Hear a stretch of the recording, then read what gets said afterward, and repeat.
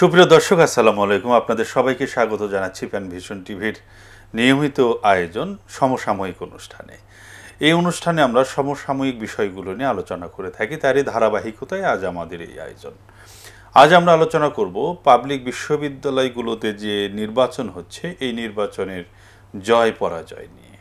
আজ আমাদের মাঝে অতিথি হিসেবে উপস্থিত রয়েছেন বিশিষ্ট মিডিয়া ব্যক্তিত্ব জহিরুল ইসলাম টুটুল। আসসালামু আলাইকুম। ওয়ালাইকুম আসসালাম রহমতুল্লাহ। কেমন আছেন টুটুল ভাই? জি আলহামদুলিল্লাহ, ভালো আছি।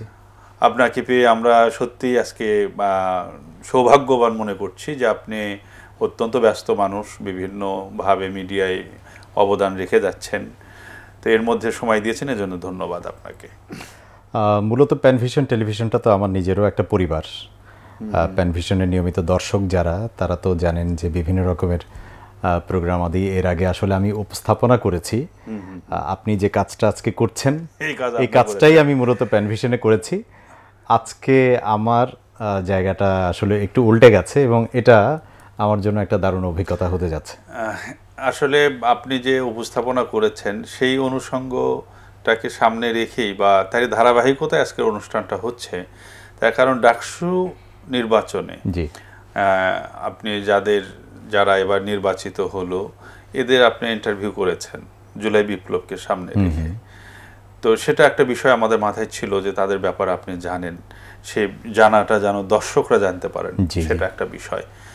তো প্রথমত আপনাকে আমি একটি বিষয়ে একটা প্রশ্ন রাখবো, সেটি হলো যে এই যে নির্বাচনগুলো হচ্ছে, নির্বাচনগুলোকে আপনি কিভাবে দেখেন? বিশ্ববিদ্যালয় কেন্দ্রিক যে নির্বাচনগুলো হচ্ছে, মূলত আমরা তো দেখেছি যে বিগত 15-16 বছর বা তারও বেশি সময় ধরে নির্বাচন বা ভোটটা আসলে কিভাবে দেয়া হয় এটা কিন্তু এই জেনারেশন জি বা জেন জি যাই বলি না কেন, মানে এরা জানতোই না আসলে নির্বাচন যে একটা উৎসবের বিষয়, নির্বাচনে যে নিজের অধিকার প্রতিষ্ঠা করবার যে একটা বিষয় বা সেখানে যে অংশগ্রহণ করবার মধ্যে এক ধরনের আনন্দ আছে, সেটা থেকেই তো বঞ্চিত করে রাখা হয়েছিল। তো সেই অর্থে আমি অবশ্যই বলবো যে ডাকসু নির্বাচন, এরপরে জাকসু নির্বাচন এর মধ্যে হয়ে গেছে আমরা যখন কথা বলছি, সামনে অন্যান্য রাকসু, তারপর চাকসু, অন্যান্য নির্বাচনগুলো হয়ে যাবে ইনশাল্লাহ।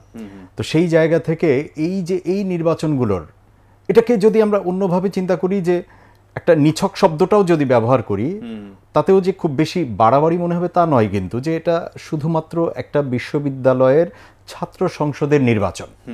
কিন্তু এটাকে এত বড় করে দেখবার বা দেখাবার কারণটা কি? গণমাধ্যমই বা কেন দেখাচ্ছে? তার সবচেয়ে বড় একটা কারণ হচ্ছে যে নির্বাচনমুখী তো আমরা ছিলাম না, আমাদেরকে নির্বাচনমুখী থাকতে দেয়া হয়নি। রাতের ভোট, আগের দিনে নির্বাচন করে ফেলা, এবং এটা শুধুমাত্র এখানে নয়, যতগুলো বিভিন্ন রকমের সংস্থার নির্বাচনগুলো হয়েছে, চলচ্চিত্র সমিতি বলেন, যেই সমিতিগুলো নির্বাচন হয়েছে ওই সময়, মানে ওই একই সিলসিলাতেই কিন্তু নির্বাচন হয়েছে। অর্থাৎ সবগুলোই কিন্তু আসলে সিলেকশনটাই হয়েছে, ইলেকশনটা হয়নি। ইলেকশনটা কেমন সেটা হয়নি। তো এই অর্থে সবার আগে বলবো যে ভোটাধিকার প্রয়োগ করাটার মধ্যে যে একটা আনন্দ, নিজের অধিকার ফিরে পাওয়ার যে আনন্দ, সেই আনন্দটা কিন্তু এই নির্বাচনগুলোর মধ্যে পাওয়া যাচ্ছে। এছাড়াও ছাত্রদের আসলে জুলাই গণ অভ্যুত্থানের পরে ছাত্রদেরও দাবি ছিল যে এই সংসদগুলোকে সচল করা। তার কারণ ছাত্ররা দীর্ঘদিন ধরে অধিকার বঞ্চিত, তারা বিভিন্ন রাজনৈতিক সরকার দ্বারা নিষ্পেষিত এবং তাদের ছাত্র সংগঠন দ্বারা নিগৃহীত হয়েছে। সেটা যে শুধু এই ফ্যাসিবাদের 15 বছর তা কিন্তু নয়। ডাকসুতে সর্বশেষ 90-এর পরে আর কোনো নির্বাচন হয়নি, অর্থাৎ আগের গভর্নমেন্টে যারা ছিল তারাও করেনি। তো যার ফলে গণরুম কালচার, সেখানে নির্যাতন, ট্যাগিং, বুলিং, বিভিন্নভাবে ছাত্ররা নিগৃহীত হয়েছে। এখান থেকে তারা আসলে মুক্তির একটা পথ পেয়েছে এক্ষেত্রে। তো এই নির্বাচনটা কে বলা হয় যে সব যারা এটাকে ক্রিটিক করেছেন, সমালোচনা করেছেন বিশ্বব্যাপী, যারা নিবিড়ভাবে এটাকে পজিটিভলি বা একদম নিরপেক্ষ দৃষ্টিতে দেখেছেন, তারা বলেছেন যে নির্বাচনটা একদম ফ্রি, ফেয়ার এবং একটা উৎসব মুখর পরিবেশে হয়েছে। এর বিপরীতে যারা জিতেছেন, তাদের যারা সহ্য করতে পারেন না বা তাদের মতের সাথে মেলে না, তারা আবার এটাকে সমালোচনা করছেন। এই বিষয়টি কি আপনি কিভাবে দেখবেন? না, মূলত একটা নির্বাচন যেটা হয়ে গেছে সেই নির্বাচনে আমি যদি একদম মানে ব্যাপারটাকে লাইটলি চিন্তা করি, যে যারা হেরে গেছে, যারা হেরে যাবে স্বাভাবিকভাবেই, বা হেরে যাওয়ার মতো অবস্থান যখন তৈরি হয় একটা নির্বাচনে, তখন খুব স্বাভাবিকভাবেই তাদের নানা রকমের অভিযোগ থাকেই। কিন্তু যেমন যদি আমি ডাকসু নির্বাচনের মধ্যবর্তী মানে দুপুর পর্যন্ত চিন্তা করি, সেই জায়গায় কিন্তু অভিযোগ পাল্টা অভিযোগ যারা বিজয়ী হয়েছে তাদের পক্ষ থেকেও ছিল, অনেক ছিল। যেমন সকাল থেকেই যেটা ছিল যে বিএনপি সমর্থিত যেই ছাত্রদলের যে গ্রুপটা, তারা মানে তখনও তাদের লিফলেট বিতরণ করছিল, আরো অনেক ধরনের অভিযোগ, কিন্তু আচরণবিধি লঙ্ঘনের অভিযোগ, কিন্তু অভিযোগ পাল্টা অভিযোগ সবার ক্ষেত্রেই ছিল। শেষটাই যেটা ছিল সেটা হচ্ছে যে এই নির্বাচনে কারচুপি হচ্ছে, এই তো বিষয়। কিন্তু আপনি যেটা বললেন যে বিভিন্ন মহল, আন্তর্জাতিক বিভিন্ন তথ্য থেকে আমরা যেটা জেনেছি যে আসলে ওই অর্থে এই নির্বাচন কারচুপি বা এই নির্বাচনে কোনো ধরনের মানে নির্বাচনকে প্রশ্নবিদ্ধ করবার জন্য যা যা এলিমেন্টস আমরা অতীতে দেখেছি তার কিছুই আসলে ছিল না। এবং বরং ছাত্রছাত্রীদের একটা নিরঙ্কুশ অভিব্যক্তি এখানে প্রকাশ পেয়েছে।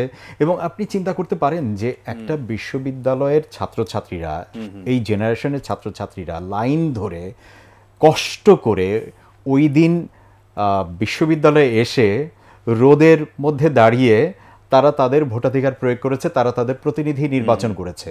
এবং ঢাকা বিশ্ববিদ্যালয়ে অলমোস্ট প্রায় 80% ভোট কাস্ট হয়েছে। আমরা দেখেছি জাকসুতেও প্রায় 60+ বা অ্যারাউন্ড 60-70-র মাঝামাঝি এক ভোট কাস্ট হয়েছে। তো আমার কাছে যেটা মনে হয় যে আমি খুবই আশাবাদী যে এই যে জেনারেশন দাঁড়িয়ে গেল এবং ভোট দিয়েছে, এটা তো সত্য, আমরা এখানে কোনো ফেক লাইন তো দেখি নাই। না না না। এবং যারা ভোট প্রদান করেছে তাদের তরফ থেকে কোনো ধরনের অভিযোগ ছিল না। এবং অনেকে ভোট দিয়ে এসে একদম অন ক্যামেরায়, মিডিয়ার ক্যামেরায় কিন্তু বলেও দিয়েছে অনেকে কে কাকে ভোট দিয়েছে। অর্থাৎ এই যে 5 তারিখের পরে এক ধরনের বলবার যে স্বাধীনতা, সেটা কিন্তু আপনি চিন্তা করতে পারেন যে বাংলাদেশের ইতিহাসে আমি ভোট দিয়েছি কাকে, সেটা ভোট দিয়ে এসে বলবার মতো আমার একটা সাহস। এটা ঠিকই বলেছেন। এখন যেটা আমি আপনার কাছে জানতে চাইব যে বিশেষ করে এখানে প্রশ্নটা বেশি তুলেছে হলো ছাত্র দলের তরফ থেকে। তারা বলেছে যে বিগত সরকার যারা ছিল এখানে ফ্যাসিস্ট আওয়ামী লীগের যে ছাত্র সংগঠন, ছাত্র লীগের সাথেই মিলেমিশে থেকেছে ছাত্র শিবির থেকে। তারা মানে এই বিশ্ববিদ্যালয়ে বিগত দিনে তারা বিভিন্ন কাজ করার সুযোগ পেয়েছে, ছাত্রদল সেটি পায়নি, এই ধরনের অভিযোগ তুলছে। এবং ছাত্রলীগের ভোটে তারা নির্বাচিত হয়েছে। এই অভিযোগগুলোকে আপনি কিভাবে দেখেন? এই কথাগুলো যদি ওনারা অনুযোগ আকারে বলতেন, অভিমান থেকে বলতেন, দলকে নিয়ে বলতেন যে ছাত্র শিবির যেভাবে সাংগঠনিক তৎপরতা চালাতে পেরেছে আমরা সেটা পারি নাই, ছাত্র শিবির যেভাবে ছাত্রলীগের সাথে মিলেমিশে কাজকর্ম করতে পেরেছে, হলগুলোতে নানামুখী কার্যক্রম করতে পেরেছে, আমরা সেটা পারি না। এগুলো যদি তারা অভিযোগ না করে অনুযোগ, অভিমান থাকে না, তাদের তো মাদার পার্টি আছে, তাদের কাছে যদি এগুলো বলতো তাহলে এই বিষয়গুলোকে আমি আসলে খুব ভালোভাবে অ্যাকসেপ্ট করতাম যে তারাও বুঝতে পেরেছে যে আসলে রাজনীতিটা বা পলিটিক্সটা পলিটিক্সের মতো করেই করতে হয়। পলিটিক্সটা আসলে পলিট্রিক্স না, ইটস এ পলিটিক্স। তো শিবির যেটা করেছে, আমি যদি একদম আমার নিরঙ্কুশ জায়গা থেকে, আমার কোনো সমর্থন ছাড়া যদি আমি বলি, শিবির যেটা করেছে এটাই তো করা উচিত। আপনি একটু খেয়াল করে দেখবেন যে এই ইলেকশনেও, এই ইলেকশনটা এত বছর পরে হলো, মেধাবীদেরকেই তো সেখানে দেয়া হয়েছে। ঢাকা বিশ্ববিদ্যালয় বা মানে এরকম পাবলিক বিশ্ববিদ্যালয়ে যারা পড়ে তারা সবাই মেধাবী, নো ডাউট, কে কোন দলের আমি সেই জায়গায় যাচ্ছি না। কিন্তু এই মেধাবীদের চর্চাটাও শেষ পর্যন্ত কি হলো, মানে তাদের বক্তব্য ছিল এরকম যে শিবির খারাপ, শিবিরকে ভোট দেওয়া যাবে না, শিবির হচ্ছে রাজাকারপন্থী, তারপরে শিবির রক কাটা, তারপরে তাদের স্লোগানগুলো এরকম ছিল। মানে নিজেদের ইশতেহারে, অর্থাৎ নিজেদের ইশতেহারের কথাগুলো তুলে ধরতে হবে। হ্যাঁ, না তুলে ধরে আর একটা দলের সমালোচনা তারা সবচেয়ে বেশি, সবাই মিলে কিন্তু এই কাজটা করেছে। হ্যাঁ, মানে তারা নিজেদের জন্য সময় না দিয়ে অন্যদের চর্চায় সময় দিয়েছে। কিন্তু ছাত্র শিবিরের প্যানেলটা কি করেছে, তারা তাদের কাজগুলো করেছে এবং তারা এই স্মার্ট জেনারেশন এখন আসলে আপনার কাজটা দেখতে চায়, আপনার অ্যাক্টিভিটিসটা দেখতে চায়, আপনি দেশকে ভালোবাসেন বা কোন পন্থী সেটা এই জেনারেশন দেখতে চায় না। সে দেখতে চায় মানুষটা কর্মে কেমন। জি জি জি। আপনি মুক্তিযোদ্ধা না মুক্তিযোদ্ধার সন্তান, আপনি রাজাকার নাকি রাজাকারের সন্তান, তার চেয়ে বড় করে দেখতে চায় আপনার কাছে আমি নিরাপদ কিনা। জি জি জি, না সেটাই তো। এক্ষেত্রে এই যে আমরা দেখলাম যে এখন আমরা এটাই ধারণা করব যে তাদের পরাজয়ের যে গ্লানি, যে পরাজয় গ্রহণ করার যে মানসিকতা, সেটা তাদের মধ্যে নাই। তারা ধরেই নিয়েছিল যে মানে তারা বাংলাদেশের প্রধান রাজনৈতিক দল এবং তাদের ছাত্র সংগঠন, মানুষ এমনিতেই ভোট দেবে। তো সেই মানে বিষয়টা কিন্তু ঘটেনি। আপনার কথায় যেটা আমরা বুঝলাম যে এই জেনারেশন আসলে ওই যে কে রাজাকারের নাতি আর কে মুক্তিযোদ্ধার বংশধর, এই বিষয়গুলোর চাইতে তাদের কাছে মুখ্য বিষয় হলো যে ছাত্র হিসেবে কারা ভালো, কারা কাজ করছে, তাদেরকে সামনে তারা দেখতে পাচ্ছে। তো আমরা গতকালও আমি একটা টক শো দেখলাম যে সেখানে ছাত্র দলের সাবেক এক সভাপতি একদম নির্লজ্জ, মানে এটা আমি ওইভাবে বলতে চাই না, একদম বলা যায় যে একদম খোলামেলাভাবে এইভাবে সমালোচনাটা করলেন।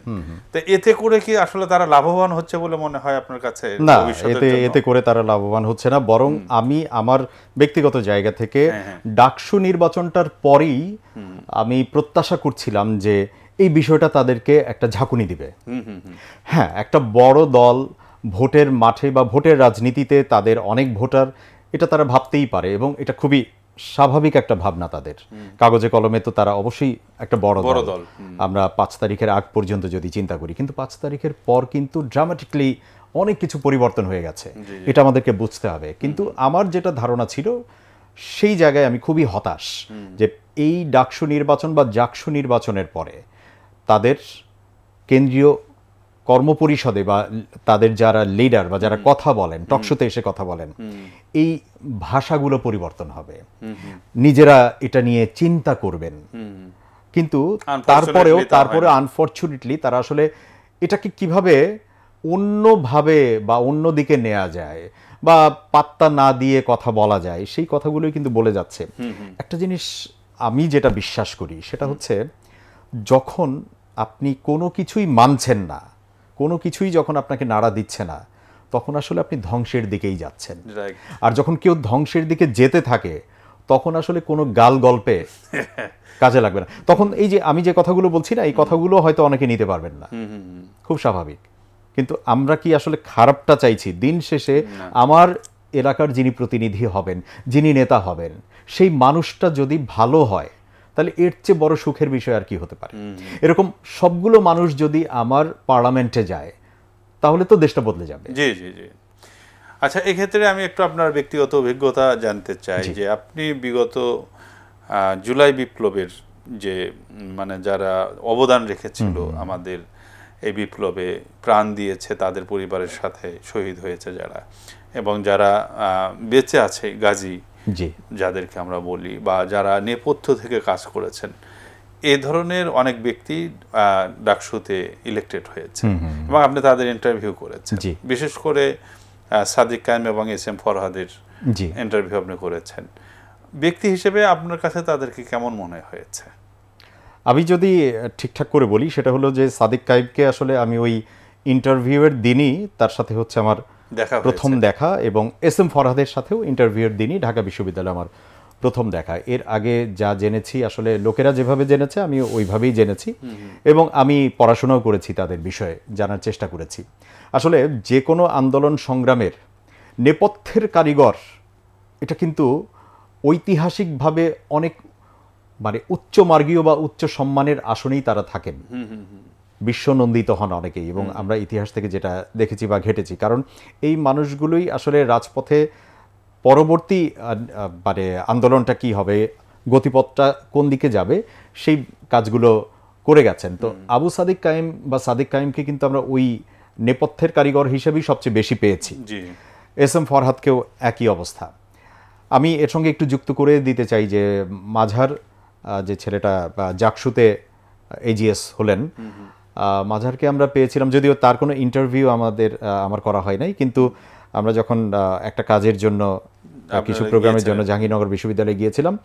সেদিন অলমোস্ট সারাদিন কিন্তু মাঝারা আমাদের সঙ্গে ছিলেন, আমাদেরকে নানা রকমের সাপোর্ট দিয়েছেন, আমাদের পুরো টিমটাকে। তো তখন আমি ছেলেটাকে দেখছিলাম যে একটা ছেলে, আমি একটা কথা বলেছি এই নির্বাচনটার পরে, যে এই নির্বাচনে আসলে বিনয়ের জয় হয়েছে, মেধার জয় হয়েছে, এবং গণমুখী একজন নেতার জয় হয়েছে।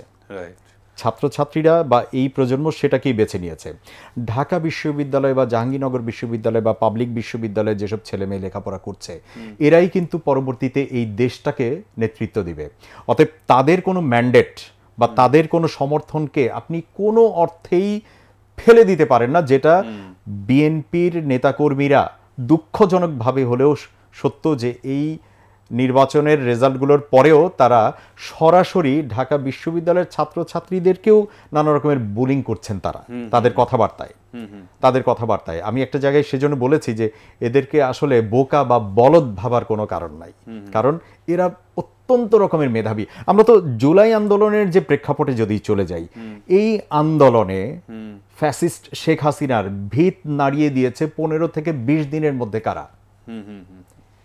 এই ছাত্রছাত্রীরাই, এই ছাত্র আন্দোলনটাই তো শেষ পর্যন্ত নেতৃত্ব দিয়েছে, যাদের নেতৃত্বে একটা ফ্যাসিস্ট সরকারের পরিবর্তন হয়ে যেতে পারে, পালাতে বাধ্য হতে পারে।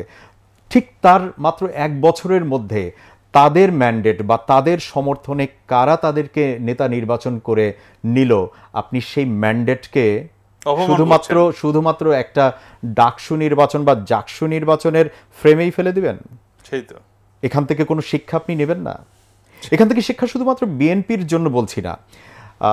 আপনার যে প্রশ্ন, ওই প্রসঙ্গে একটু আসি, যে আমি যদি এই মানুষগুলোর প্রসঙ্গে বলি, তাদেরকে আমার মানে ব্যক্তিগতভাবে আমার কাছে মনে হয়েছে যে অমায়িক, মানে একটা মানুষের মধ্যে নেতৃত্বের যে ধরনের গুণাবলী থাকা দরকার। যেমন আমি একটা ছোট্ট এক্সাম্পল দিই, আবু সাদিক কায়েমকে নিয়ে আমরা শুক্রবারে শুটিংটা করছিলাম ওর ইন্টারভিউয়ের। তো উনি বারবার, মানে তখন হচ্ছে নামাজের সময় গড়াচ্ছিল, আমাদের পুরো টিম জুমার নামাজ পড়তে হবে, সাদিক কায়েম তো পড়বেনি। তো উনি আসলেন এবং আমরা শুরু করে দিলাম। তো নামাজের সময় তখন প্রায় 1:30 বেজে যাচ্ছে। তো টিম থেকে আমরা একটু বলার চেষ্টা করছি যে নামাজ তো মিস হয়ে যাবে আমাদের, শুক্রবারের নামাজ। তো সাদিক কায়েম বলতেছে, টেনশন নিয়েন না, আমি আপনাদেরকে নামাজ পড়ানোর ব্যবস্থা করে দিব। তো ভাবতেছি কি 1:40 বেজে গেল, নামাজ পড়ানোর ব্যবস্থা করবে মানে ব্যাপারটা আমাদের মধ্যে একটা খটকা তৈরি হলো। শেষ পর্যন্ত কি আমরা এই শুটিংটা করতে যাই কি জুমার নামাজটা মিস করবো কিনা। তো ঠিক 1:40 বা 45-এর দিকে আমাদের শেষ হলো। তো আমি ধরে নিলাম যে নামাজটা মনে হয় আর হলো না, কিন্তু সাদিক কায়েম খুবই কনফিডেন্ট, কারণ ওটা তো তার ক্যাম্পাস, সে জানে সে আমাদেরকে মানে পুরো টিম নিয়ে চলে গেল কোনো একটা বিল্ডিংয়ে, এবং ওখানে যাওয়ার পরে দেখলাম যে ওই নামাজের আরও 5 মিনিট বাকি আছে এবং ওখানে 2টার সময়ে নামাজ দাঁড়াবে। বিষয়টা কেন বললাম, এই যে একজন নেতার কনফিডেন্স, যে আপনারা টেনশন করেন না, আমি আছি, এবং সে যা বলল তাই হলো। কিন্তু বললো যে আমরা আরো 10 মিনিট পরে গেলেও নামাজ পাবো, আমরা কাজটা শেষ করি, এবং আমরা ঠিকঠাক মতোই নামাজ পেলাম। ওখানে যাওয়ার পরে আমরা যে 2 রাকাত মানে আগে যে সুন্নাত নামাজটা পড়তে হয় সেটা পড়ারও সুযোগ পেলাম, এবং ঠিকঠাক মতোই আমরা নামাজ পড়ে বের হলাম। ফরহাদকে নিয়ে আমরা যেদিন ইন্টারভিউ করছিলাম, ওই দিন কিন্তু ঠিক যখন আমরা ইন্টারভিউতে আছি তখন হচ্ছে মাইলস্টোনে ওই ঘটনাটা ঘটছিল এবং ওই ছবিগুলো আসছিল তখন, এবং ফরহাদ খুব ব্যস্ত ছিলেন, তাকে কেন্দ্র থেকে ডাকা হচ্ছিল। ওই সময়টায় তাকে নিয়ে আসলে ইন্টারভিউটা করছিলাম, যে কারণে ওই ইন্টারভিউটা আপনি খেয়াল করে দেখবেন যে খুব বেশি ডিটেইল করতে পারি নাই আমরা, যেটা সাদিক কায়েমের ক্ষেত্রে আমরা করেছি। তো এই যে মানুষগুলো মানে একটা জায়গায় আছেন এবং আরেকটা জায়গায় যেতে হবে, দায়িত্ব পালন করতে হবে, মাইলস্টোনে ওইখানে ম্যাসাকার হয়ে গেছে সেদিকে দৌড় দিতে হবে, এই যে নেতৃত্বের একটা গুণাবলী, অসাধারণ, অসাধারণ না? অসাধারণ। সেটাই আসলে এই গুণগুলোকে তো আর লুকিয়ে রাখা যায় না। মানুষের এই পজিটিভ মানবিক যে জিনিসগুলো যুক্ত হয়েছে ক্যাম্পাসে, ওয়াটার পিউরিফায়ার দেওয়া, তারপরে মেয়েদের জন্য স্যানিটারি ন্যাপকিন, ভেন্ডিং মেশিন বিভিন্ন ব্যবস্থা করা, এবং গত 1 বছরে ছাত্র শিবিরের দ্বারা যত ধরনের ছাত্র বান্ধব বিভিন্ন রকমের ইভেন্ট ঢাকা বিশ্ববিদ্যালয়ে বাস্তবায়ন হয়েছে, আর কেউ করতে পারে নাই। আপনি বলছেন যে ছাত্রলীগের ভোট শিবির পেয়েছে, সেটা অভিযোগ করছে আর কি। আমি তো এটাকে অ্যাকসেপ্ট করছি। ভাই, পলিটিক্সে আপনি একজন পলিটিশিয়ান, আপনি তো সবার ভোট তো আপনার দরকার আছে। আপনি যদি ছাত্র শিবির, ছাত্রলীগের ছেলেরা হাসিনাকে গুড বাই জানিয়ে দল পরিত্যাগ করে আন্দোলনে আসে নাই জুলাইতে? অবশ্যই অজস্র এসেছে। না হলে এই আন্দোলন তো গণমানুষের ছিল। জাহাঙ্গীরনগর বিশ্ববিদ্যালয়ের ভিসি জিতু, সে তো একসময় ছাত্রলীগ ছিল এবং সেখান থেকে ছাত্রলীগ দ্বারাই নিগৃহীত হয়ে পরে সেখানে কিন্তু নেতৃত্ব দিয়েছে। আপনি কোন অর্থে বোঝাচ্ছেন ছাত্রলীগের ভোট পাওয়া তো গুনাহের ব্যাপার না? সেই তো, বরং আপনি কেন পান নাই এটা একটা বিষয়। এরপরেও কিন্তু একটা বিষয় আপনি দেখবেন যে জাহাঙ্গীরনগর বিশ্ববিদ্যালয়ের ক্ষেত্রে যেটা আমরা দেখলাম, যে সেখানকার ভিসি যিনি, উনি হচ্ছে জাতীয়তাবাদী শিক্ষক ফোরাম যেটা আছে তার উনি দায়িত্বে ছিলেন, এবং ওখানকার প্রায় 90% বিভিন্নভাবে বিএনপির রাজনীতির সাথে জড়িত। এখন সেখানে হারার পরে তাদেরকে জামাত ট্যাগ দেওয়া হচ্ছে যে তারা জামাতের লোক এবং তারা বিভিন্নভাবে তাদেরকে জিতিয়ে দিয়েছে। যে এই কথাগুলো দ্বারা কি আসলে তারা, আমি আবারও বলি যে এটা কিন্তু পক্ষান্তরে তার ক্ষতিই হচ্ছে। তার কারণ সবাই কিন্তু এটা দেখছে যে আফটার অল বিষয়টা এরকম না তারা যেটা বলছে। তো এই মানে রাজনীতিটা এইখান থেকে কবে ফিরে আসবে বলে আপনার মনে হয়? যে এই যে ট্যাগিং এর রাজনীতি বা নিজে জিততে না পারলে নানান ধরনের ফেক অভিযোগ দেওয়া, এইখানে রাজনীতি এইখান থেকে ফেরা জরুরি কিনা আপনার কাছে? অবশ্যই জরুরি, এবং এখন কিন্তু আমরা সেই পথে হাঁটছি। না হলে এই রেজাল্টগুলো আসতো না। এই রেজাল্ট কিন্তু শুধুমাত্র এমন না যে হাড্ডাহাড্ডি একটা লড়াই হয়েছে, কিছু কারচুপি করে নিয়ে গেছে। একটা মানে যে সেকেন্ড হয়েছে, মানে ওই যে ক্লাসে তোমরা কয়জন বাবু, মানে তোমার রোল কত?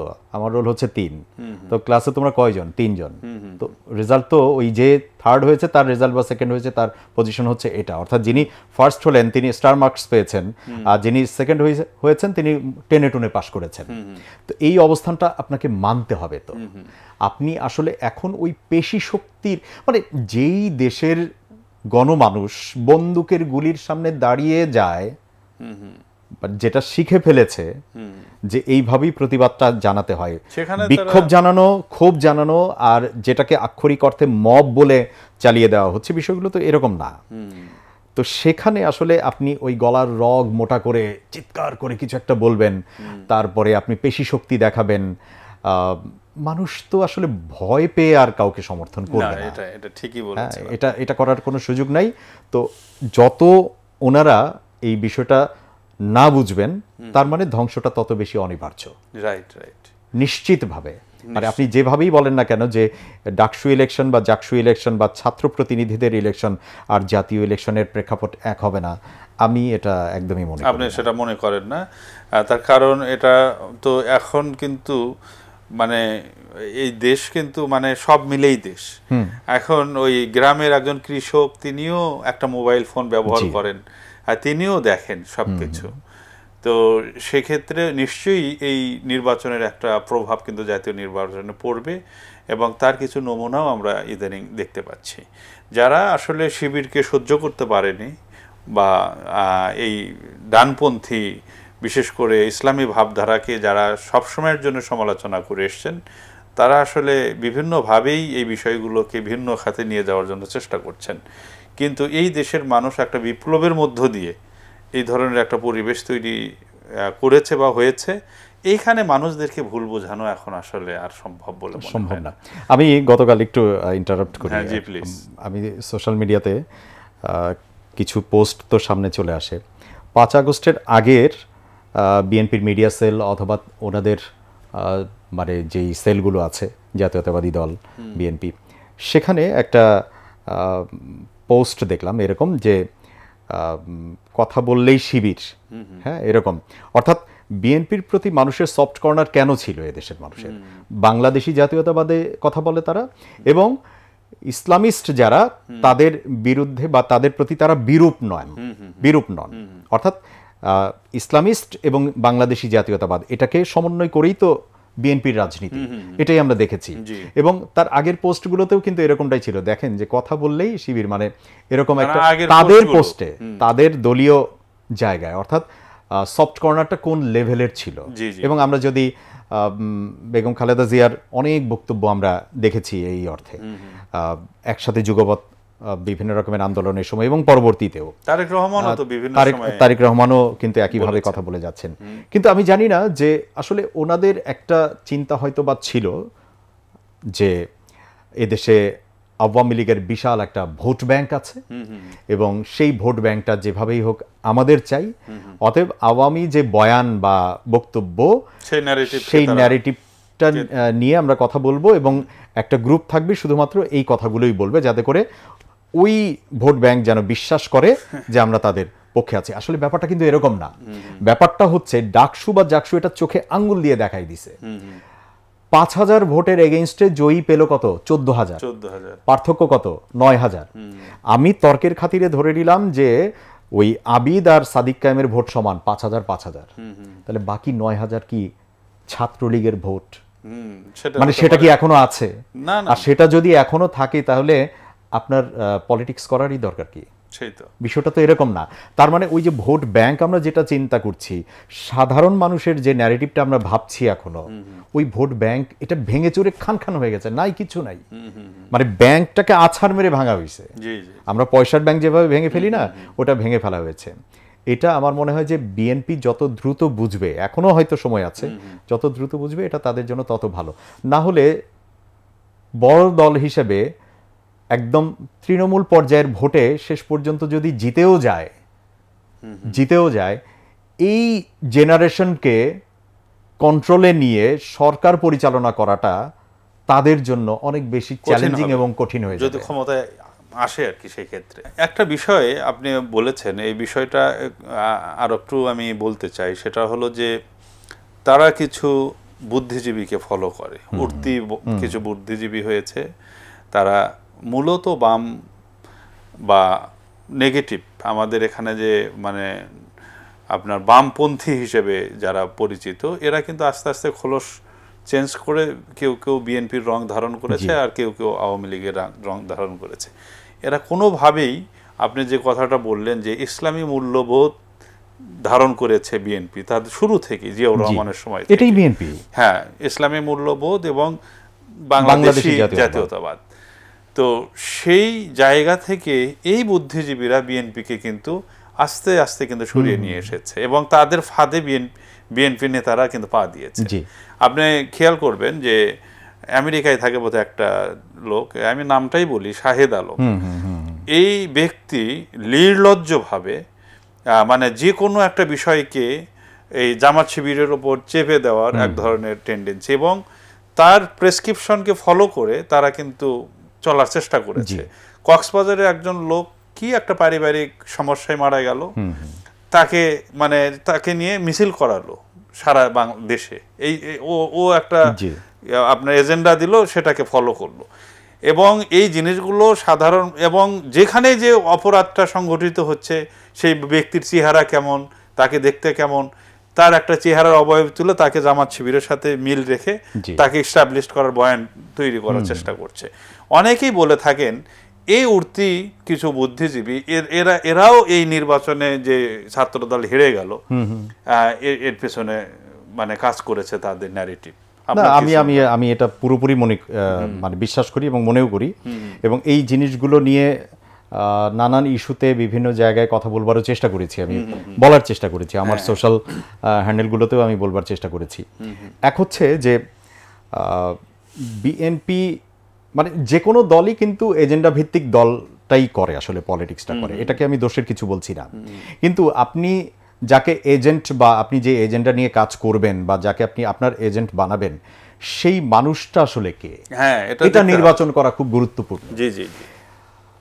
আপনাকে অনেক বেশি পলিটিশিয়ান হতে হবে, আপনাকে অনেক বেশি শিক্ষিত পলিটিশিয়ান হতে হবে। এই শিক্ষার কথা আমি এটা বলছি না যে আপনি একাডেমিকলি আপনার কতগুলো সার্টিফিকেট আছে, আপনি ঢাকা বিশ্ববিদ্যালয়ে পড়েছেন না অক্সফোর্ডে পড়েছেন, এটা ম্যাটার করে না, এটা আসলেই ম্যাটার করে না। শিক্ষাটা হচ্ছে যে হ্যাঁ, শিক্ষাটা আপনাকে অনেক বেশি জানবার আগ্রহ তৈরি করে। আপনি অনেক বেশি পড়তে পারবেন, আপনার ইংরেজিতে ভালো দক্ষতা থাকলে ইংরেজি বইটা পড়তে পারবেন, এটা আপনাকে এগিয়ে দেয়। আপনি অ্যারাবিকটা ভালো জানলে আপনি পড়লে পড়া মাত্রই বুঝতে পারবেন, সেটা আপনাকে অনেক বেশি এগিয়ে নেয়। কিন্তু রাজনৈতিক শিক্ষা যেটা, ধরেন আমি যদি 5 তারিখের পর প্রথম 3 মাস বাদ দেই, পরের এই গত 8-9 মাস আমার পার্সোনাল সার্ভে এবং আমার একটা টিম আছে, আমরা একটা সার্ভে করি রাস্তায় নামলেই বিভিন্ন জায়গায়, এবং আমরা নোট করছি। এটাকে আমি জানি না কে কিভাবে নেবে। অতিরঞ্জন বললেও যদি কেউ বলে আমি সেটাও মাথা পেতে নিব। আমি যত শ্রেণী পেশার মানুষের সাথে কথা বলেছি, নির্বাচন নিয়ে কথা বলেছি, আমি অপশন দিয়েছি যে সামনে তো নির্বাচন, যদি হয় তাহলে কাকে ভোট দিবেন, কোন দলকে আপনি ভোট দিতে চান। আমি আমার জায়গা থেকে প্রায় 80% বেশি মানুষকে পেয়েছি যারা এই বিগত 7-8 মাসের এই বিএনপির কর্মকাণ্ড দেখবার পরে, সরাসরি দেখবার পরে, বুঝবার পরে তারা কখনোই আর আওয়ামী লীগের স্থলাভিষিক্ত বা পরিবর্তিত রূপ হিসেবে বা তার জায়গায় বিএনপিকে দেখতে চাচ্ছে না। তারা পরিবর্তন হিসেবে নতুন একটা দলকে চাচ্ছে। এটার মধ্যে আবার কিছু অংশ আছে যারা খুব মানে বড়ভাবেই চাচ্ছে যে জামাত বা এই ধরনের দলগুলো আসুক, আর একটা দল মনে করছে যে ভোটটা যদি দেই, যদি নষ্ট হয়, আর একটা ছোট্ট গ্রুপ পাওয়া যায় যে গ্রুপটার মধ্যে এখনো পর্যন্ত কিছু আওয়ামীপন্থী ঝামেলা আছে, তো তাদের মধ্যে কিছু মান অভিমান, ক্ষোভ আছে, কিছু কষ্ট আছে। ওখান থেকে তারা বলে যে আর ভোট টোট দিয়া কি হইব, সবাই তো এক।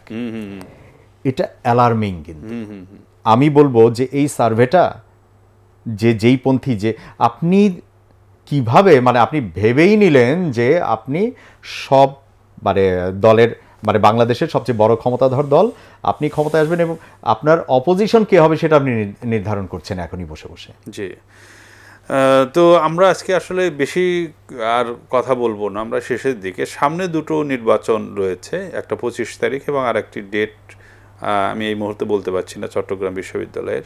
তবে রাজশাহীতে 25 তারিখে নির্বাচন। তো এই ক্ষেত্রে আপনি কি আশা করছেন যে এখানে কি হতে পারে? না, আমার মনে হয় যে ফলাফলটা প্রায় একই রকমই হবে।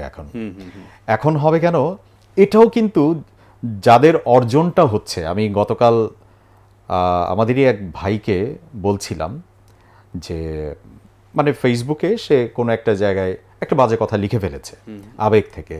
অর্জনটা কিন্তু আবার ভয়াবহ একটা ব্যাপার কিন্তু। হ্যাঁ, আমি কিন্তু সবসময় বলে এসেছি যে বিএনপি বা আওয়ামী লীগের জন্য এই অর্জনগুলো কিন্তু একটা অভ্যস্ত ব্যাপার। তারা কিন্তু নিয়মিতভাবেই বিভিন্ন রকমের অর্জন তাদের পলিটিক্যাল ইতিহাসে আছে বাংলাদেশের প্রেক্ষাপটে। কিন্তু জামায়াতের ক্ষেত্রে কি, জামায়াতের ক্ষেত্রে বা শিবিরের ক্ষেত্রে এই ধরনের বড় রকমের অর্জনের গল্প কিন্তু কাগজে কলমে নাই বললেই চলে, আমি বলবো খুবই কম। তো সেখানে আল্লাহ রাব্বুল আলামিন যেহেতু সেই সুযোগটা দিয়েছে এবং একদম সলিড বা ভালো মনে করেই কিন্তু ছাত্রছাত্রী তাদেরকে সমর্থনটা দিয়েছে, আমার মনে হয় যে এটাকে ধরে রাখাটা খুব গুরুত্বপূর্ণ। এই অর্জনটাকে যদি আপনি শেষ করে দেন, শেষ হতে সময় লাগবে না কিন্তু। এই অর্জনটার কারণে যদি অহমিকা চলে আসে, এই অর্জনটার কারণে যদি আগের আবু সাদিক কায়েমকে আর সেভাবে আর ছাত্রছাত্রীরা খুঁজে না পায়, এই অর্জনের কারণে যদি আপনার যে নৈতিক যেই অভ্যেসগুলো মানুষ সবসময় দেখেছে, যে আজান দিলে আপনি নামাজ পড়তে দৌড়ে চলে যেতেন, আরও নানাবিধ বিষয়গুলো যেটা আছে, সেগুলো দেখেই তো ছাত্রছাত্রী ভোট দিয়েছে। এই পরিবর্তনগুলো যদি না এসে বরং আরও বেশি দায়িত্বশীলতার পরিচয় তারা দেন, তাহলে এই অর্জনগুলো স্থায়ী হবেই বাংলাদেশে। জি জি, এবং বাংলাদেশের মানুষ এটা চায়। এবং আমরা আশা রাখি যে তারা যে কমিটমেন্টগুলো দিয়েছে, তাদের ইশতেহারে যেটা বলেছে এবং ইশতেহারের বাইরেও তাদের অনেক কল্যাণমূলক কর্মকাণ্ড রয়েছে, সেগুলো থেকে তারা বিচ্যুত হবে না এবং সে ধরনের পরীক্ষা দিয়েই তারা কিন্তু এখানে এসেছে। তবে আপনি যেটা বলেছেন যে কিছু কিছু বিষয়, যেমন আপনি ইলেকশন চলাকালীন সময়ে একটা ছেলে একটা মেয়েকে ওই যে গণধর্ষণের পদযাত্রা এরকম একটা ইয়ে দিয়েছিল, যে কারণে তাকে বহিষ্কার করা হয়েছে। মানে এই ছেলেটা কে কিন্তু অন্ধভাবে ওই অ্যাক্টিভিস্টরা তাকে শিবিরের নেতা হিসেবে এস্টাবলিশ করার চেষ্টা করেছিল। পরে দেখা গেল যে সে আসলে কেউ নয়। তো এই ধরনের কেসগুলোর বিষয়েও এদেরকে সাবধান থাকতে হবে, যে ন্যূনতম কোনো ধরনের মানে এই বিষয়গুলোকে প্রশ্রয় না দেওয়া। ফাঁদ পাতা তো থাকবেই, ফাঁদ পাতা থাকবে। তো সে শত্রুরা তো সবসময় চেষ্টা করবে বিতর্ক তৈরি করার জন্য। তো আজকের এই অনুষ্ঠানে আপনি এসেছেন, এই জন্য আপনাকে আমরা ধন্যবাদ জানাচ্ছি। এবং আমরা চাই যে সবাই মানে কল্যাণমূলক কাজ করে মানুষের আস্থা অর্জন করুক। ভোটের ব্যবধান তো আমরা চাই না।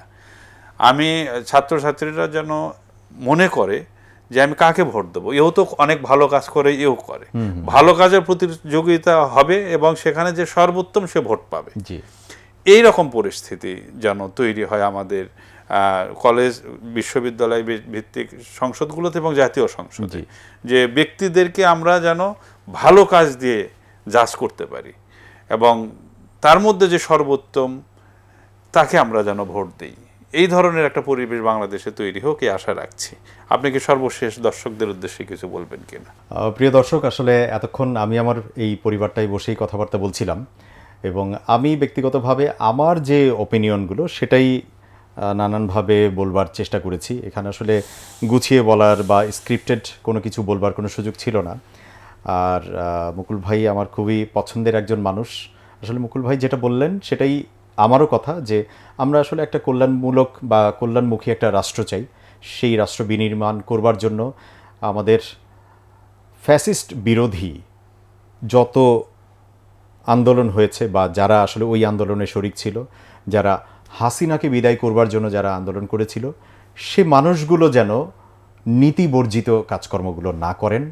একসাথেই যেন আমরা একাট্টা হতে পারি। আমাদের পলিটিক্যাল অনেক রকমের মতবিরোধ থাকবেই, কিন্তু দিন শেষে আমরা যেন এক টেবিলে বসতে পারি এবং দেশটাকে যেন এগিয়ে নিয়ে যেতে পারি। প্রত্যাশা এইটুকুই। ধন্যবাদ আপনাকে। প্রিয় দর্শক, আজকের মতো এখানে বিদায় নিচ্ছি। দেখা হবে আগামী অনুষ্ঠানে। সে পর্যন্ত আল্লাহ তাআলা আপনাদের সবাইকে ভালো রাখুন, সুস্থ রাখুন, এই আশা রেখে শেষ করছি। আসসালামু আলাইকুম।